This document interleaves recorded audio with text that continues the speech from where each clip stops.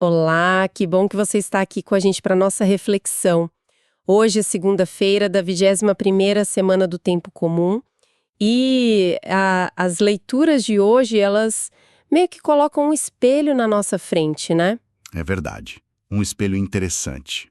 De um lado, a gente vê o exemplo de uma fé que contagia, sabe? Que inspira.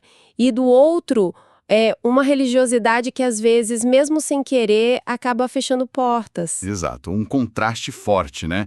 E acho que o nosso papo hoje é um pouco sobre isso, tentar entender como a gente pode viver a nossa fé de um jeito mais autêntico, talvez. Mais vivo, que toque as pessoas de verdade. Sim, que faça sentido no dia a dia. E isso já aparece logo na primeira leitura, né? Na carta aos Tessalonicenses. Uhum. É muito bonito ver como Paulo elogia eles. Ele reconhece o esforço, né? Sim, ele fala de fé penosa, caridade ativa, esperança perseverante.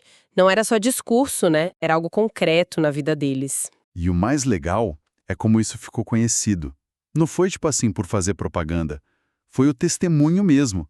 A vida deles mudou, sabe? Eles deixaram os ídolos, passaram a servir o Deus vivo. E isso era visível, irradiava Inspirador. muito. E aí a gente pensa hoje, né? Muitas vezes a gente se preocupa tanto com o que dizer, com a postagem certa, mas a maior pregação ainda é a vida coerente. No trabalho, em casa, essa autenticidade que fala por si. É um contágio bom, né? Do evangelho. Exatamente. E essa energia boa, essa vitalidade, parece que a gente reencontra no Salmo 149, não acha? Totalmente, é um convite vibrante, cântico novo, dança, alegria. Uma festa mesmo, por causa do amor de Deus pelo povo. Sim, uma alegria que brota dessa relação com Deus. Mas olha que interessante, não é uma alegria boba, superficial. O Salmo liga essa alegria com a humildade. Como assim? Diz lá, Deus coroa com vitória os humildes.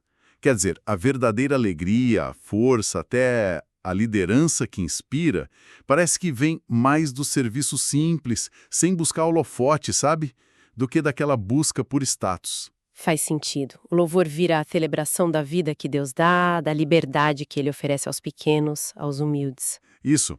Só que aí, né, a gente chega no Evangelho de Mateus e o tom muda bastante. Muda. Jesus vem com palavras muito duras para os escribas e fariseus, líderes religiosos da época.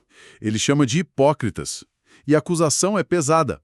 Vocês fecham o reino dos céus aos homens. Nossa. O que será que significa isso? Fechar o reino. É uma imagem muito forte, né? Fechar a porta na cara dos outros. Acho que Jesus não está condenando o erro, a falha que todo mundo tem. Ninguém é perfeito. Claro. O problema que ele aponta é a incoerência consciente. Aquela fachada, sabe? A religiosidade que vira só aparência e acaba criando barreiras. É quando a regra fica mais importante que a pessoa, a lei mais importante que o amor. E o perigo é a gente cair nisso sem nem perceber, né? Exatamente. Mesmo sem má intenção, a gente pode acabar virando esse obstáculo, com atitudes, palavras ou até silêncios que não mostram a acolhida, a misericórdia de Deus que a gente tanto fala. A gente acaba, fechando a porta sem querer. Fica muito claro, então, esse caminho duplo que as leituras mostram hoje. Ou a gente se inspira lá em Tessalônica, nessa fé viva que vira testemunho. Que abre portas. Isso. Ou a gente corre o risco de cair nessa armadilha da aparência, da incoerência que Jesus denunciava nos fariseus, que acaba afastando as pessoas. É. Mas o bom é lembrar que Deus não busca a perfeição. Ele busca a sinceridade. Um coração honesto. A fé que agrada a Deus, que Paulo elogia, que o salmista canta, é essa fé que liberta. Que acolhe, que abre caminhos. Então talvez a reflexão para a gente levar para o dia de hoje seja essa. Como é que eu posso ser hoje um sinalzinho dessa fé que acolhe? Uma coisa simples, pequena. Exato. Um sinal concreto. Talvez, sei lá, escolher um gesto de coerência.